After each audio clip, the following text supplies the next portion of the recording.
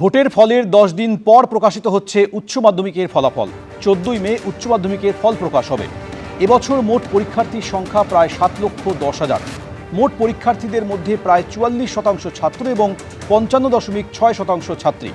গত 12ই ফেব্রুয়ারি শুরু হয়েছিল উচ্চ মাধ্যমিক পরীক্ষা, অর্থাৎ 3 মাসের মাথায় উচ্চ মাধ্যমিকের ফল প্রকাশ হতে চলেছে। ভোটের ফল প্রকাশ হবে 4 তারিখ এবং তার 10 দিন পর অর্থাৎ 14 তারিখ উচ্চ মাধ্যমিকের ফল প্রকাশ হতে চলেছে। এবছর মোট পরীক্ষার্থীর সংখ্যা প্রায় 7,10,000। মোট পরীক্ষার্থীর মধ্যে 44% ছাত্র এবং 55.6% ছাত্রী।